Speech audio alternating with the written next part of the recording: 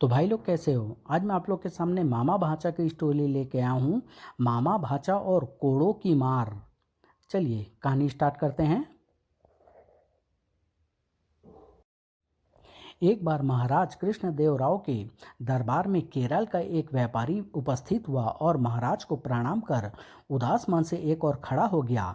महाराज अपने मंत्रीगणों से किसी राजकीय समस्या पर विचार विमर्श कर रहे थे। जैसे ही वे निपटे, उन्होंने व्यापारी से पूछा, कौन हो तुम? वेशभूषा से तो हमारे राज्य के प्रतीत नहीं होते। महाराज का अनुमान सत्य है। मैं मूलतः केरल राज्य का निवासी हूँ। मेरा नाम मंगलम है। हमसे क्या चाहते हो? दया निधान, आपके राज्य की सुख समृद्धि की बात सुनकर मैं बड़ी आशा लेकर यहाँ आया था, किंतु अफसोस मेरी आशा पूरी न हुई। उल्टे मुझे अपना सब कुछ जाता हुआ प्रतीत होने लगा है। ऐसा क्या हो गया तुम्हारे साथ? अन्नदाता, मैं काली मिर्च, इलायची आदि मसालों का व्यापार करता हूँ। हमारे यहाँ ये चीज़ें बहुत आयत से पैदा होती है और सस्ती भी है। मैंने अपनी अंतिम पूंजी तक लगाकर ढेर सारी वस्तुएं खरीदी और आपके राज्य में निवासी की एक बड़ी सी नौका पर यह माल लाद कर आपके यहाँ पहुँचा। लेकिन जैसे ही मेरे नौका तुंग भद्र के तट पर लगी, नौका के मालिक के मन में बेईमानी आ गई। उसने मुझे नाव से धक्का देकर तट पर फेंक दिया। अब वह मेरे माल पर अपना अधिकार जता रहा है, मुझे अपना माल नहीं उतारने देता। वह किस कारण? जब माल तुम्हारा है तो उसे तुम्हें दे देना चाहिए। क्या तुमने उसका भाड़ा नहीं दिया था? भाड़ा तो मैंने केरल से रवाना होते ही उसे अग्रिम रूप में दे दिया था दया निधान, लेकिन उसके मन में बेईमानी आ गई। मुझे इंसाफ दिलाया जाए। तुम्हारे साथ इंसाफ होगा, लेकिन हमें न्याय करने से पहले उस नौका के मालिक का भी स्पष्टीकरण जानना होगा। तुम 2 दिन अतिथिशाला में ठहरो। इन 2 दिनों में हम वास्तविकता का पता लगाकर तुम्हारा इंसाफ कर देंगे। महाराज ने एक सेवक को आज्ञा देकर उसे राजकीय अतिथि गृह भिजवा दिया। फिर वे तेनाली से बोले, जो महाराज के निकट खड़ा बड़े गौर से हर बात सुन रहा था, तेनालीराम, तुमने एक पक्ष की बात सुन ली, अब दूसरे पक्ष की बात मालूम करो और यदि व्यापारी वाकई सच्चा है तो उसे उसका माल वापस दिलाकर नौका के मालिक को दंड दो। तेनाली आकर आदरपूर्वक सिर झुकाया और दरबार से बाहर निकल गया। वह पहले राजकीय अतिथि शाला में पहुंचकर व्यापारी मंगलम से मिला। तुम जिस नौका पर अपना सामान लाए हो उसके मालिक का नाम बताओ। ये भी बताओ कि उसकी नौका कहाँ पर ठहरी है। उस नौका पर कितने मल्लाह हैं? हुजूर, उसका नाम कृष्णन है। उसकी नौका तंगभद्र के घाट पर ठहरी है। नौका पर 25 के लगभग नाविक हैं। इसका अर्थ ये हुआ कि नौका छोटे जलयान जैसी है। हाँ हुजूर, तभी तो मैंने उसके मुंह मांगे दाम देकर उसे किराए पर हासिल किया था।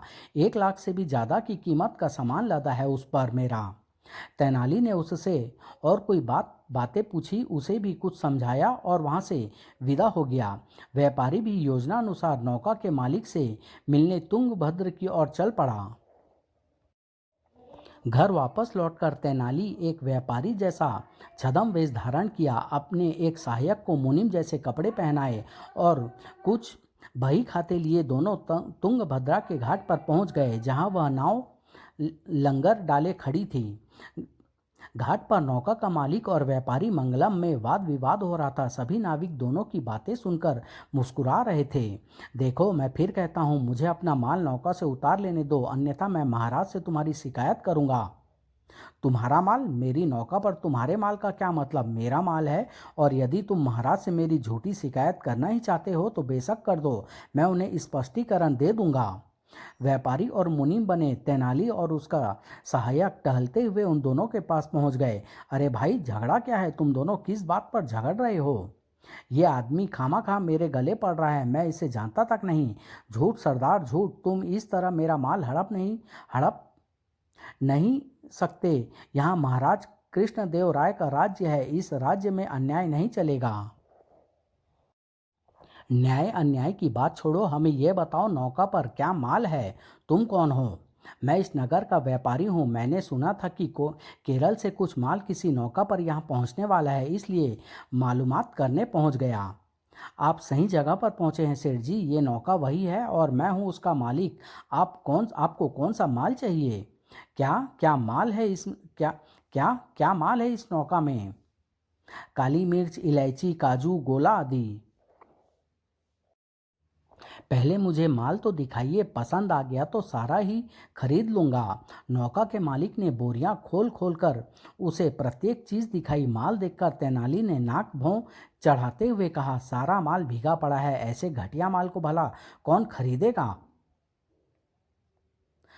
छदम वेदी तेनाली ने अपने मुनीम की तरफ देखा। मुनीम जी, वही देखकर बताइए तो हमारे गोदाम में पहले से ही यह सब माल कितनी मात्रा में है? मुनीम बने तेनाली के सहायक ने भैया खोलकर कागज उलटने पलटने का उपक्रम किया। सेठ जी, 1,500 बोरी जमा है गोदाम में, आप ये चीजें मत खरीदिए। तो इसमें डरने की क्या बात है? ज़्यादा माल दुकान पर रखेंगे तो मुनाफा भी तो ज़्यादा ही कमाओगे। अरे भाई मैं व्यापारिक रहस्य की बात अरे भाई ये व्यापारिक रहस्य की बातें हैं, तुम नहीं जानते। मुनीम ठीक कह रहा है। दूसरे व्यापारियों को पता लग गया कि मेरे पास इतना माल जमा है तो वे इन चीज़ों की दर कम कर देंगे। नतीजा ये होगा कि मुझे बहुत घाटा हो जाएगा और मैं तबाह हो जाऊंगा। लेकिन सेठ जी, मैंने तो सुना था कि इन चीज़ों की विजयनगर में बहुत आवश्यकता है, इसीलिए तो मैं ये चीज़ें यहाँ बेचने के लिए लाया था। कह तो यूं रहा है जैसे सचमुच ही माल इसका हो। तब तुम्हें गलत खबर मिली, यहाँ तो इन चीज़ों से बाजार भरा पड़ा है। खैर छोड़ो, सारे सामान की कीमत क्या मांगते हो? आप ही निश्चय कर दीजिए। इस सारे घटिया और भीगे हुए माल के बदले में तुम्हें 500 स्वर्ण मुद्राएं दे सकता हूँ। ये तो बहुत ही कम है, कुछ और आगे बढ़िए सेठ जी। चलो 1,000 स्वर्ण मुद्राएं ले लो। बात नहीं बनेगी सेठ जी, सही कीमत लगाइए। मुझे मोल तोड़ की आदत नहीं, 1,500 पर मानते हो तो ठीक, नहीं तो मैं चला। जो कुछ मिल रहा है उसे लेकर चल देने में ही कल्याण है। ये व्यापारी सचमुच महाराज के दरबार में पहुंच गया तो लेने के देने पड़ जाएंगे। सौदा मंजूर है, मुझे निकालिए दाम। केरली व्यापारी जो देर से शांत खड़ा था, नौका के मालिक पर बरस पड़ा। लूट पड़ी है क्या? 1.25 लाख की माल का मात्र 1,500? मैं ये अन्याय हरगिज नहीं होने दूंगा। तुम कौन होते हो मुझे रोकने वाले? मेरा माल है, जिस दर पर चाहूंगा बेचूंगा। आप कीमत दीजिए और माल उतरवा लीजिए। कीमत लेने के लिए तुम्हें मेरे साथ मेरी दुकान पर चलना पड़ेगा। तुम्हें तो मालूम ही है, इतना धन कोई व्यापारी साथ लेकर नहीं चलता। नौका का मालिक सहर्ष तैयार हो गया। केरल का व्यापारी पैर पटकता हुआ महाराज से शिकायत पहुंचाने की बात कहता हुआ उसे आगे चल पड़ा। तुम मेरे साथ ऐसे नहीं कर सकते, मैं महाराज से इस अन्याय की शिकायत करने जा रहा हूँ। जरूर जाओ बच्चू, जब तुम वापस लौटोगे तो मैं 1,500 स्वर्ण मुद्राओं सहित कहाँ का कहाँ पहुँच चुका हूँगा। छद्मवेशी तेनालीराम कुछ सब कुछ समझ गया। माल दूसरे का है, इसीलिए जो कुछ मिल रहा है उसे लेकर चंपत होने की विचार में हो बच्चू। लेकिन जब धन के बदले हाथों में हथकड़ियाँ पड़ेगी तो नानी याद आ जाएगी। छद्मवेश तेनाली जब नौका के मालिक को नगर रक्षक के कार्यालय में लेकर पहुंचा तो वह चौंका। ये आप मुझे किस जगह ले आए? ये तो नगर रक्षक कोतवाल का कार्यालय है। तुम ठीक समझे, और अब इसी कार्यालय से तुम जेल की कोठरी भी जाओगे। मगर क्यों? मेरा कसूर? अब भी कसूर बताने की जरूरत है? कृतघ्न इंसान, तुम झूठे और मक्कार आदमी हो। उस भोले भले व्यापारी का माल हड़प लेना चाहते हो? कहकर तेनाली ने अपने चेहरे से नकली मूछ उतार फेंकी। नगर रक्षक तेनाली को पहचान कर तुरंत उसके सम्मान में उठ खड़ा हुआ। तेनाली जी, आप? जी हाँ मैं। गिरफ्तार कर लो इस आदमी को, ये अपराधी है। नौका के मालिक ने भाग भाग जाना चाहा किंतु वह बच नहीं सका। दरवाजे पर खड़े प्रहरियों ने उसे अपने गिरफ्त में ले लिया। माँ, मुझे छोड़ दो, मैं बेकसूर हूँ। कुछ प्रहरी भेजकर इसके कर्मचारी को भी हिरासत में ले लो। मैं इसे महाराज के समक्ष ले जा रहा हूँ, वही इसका निर्णय करेंगे। तेनाली ने एकांत में महाराज से सारी बातें बता दी। नाविकों सहित नौका का मालिक महाराज के समक्ष पेश किया गया। इन सभी को 100-100 कोड़े लगाए जाएं। 4 जल्लाद कोड़े घुमाते हुए वहां पहुंच गए। नाविकों सहित नौका के मालिक पर कोड़े बरसने लगे। नहीं, 2-3 कोड़ों की मार खाकर ही कुछ नाविक टूट पड़े। रहम रहम कीजिए अन्नदाता, हमारा कोई कसूर नहीं, हम निर्दोष हैं, हम पर कृपया कीजिए। तो फिर सच्ची बात बताओ, नौका पर लदे माल का असली मालिक कौन है?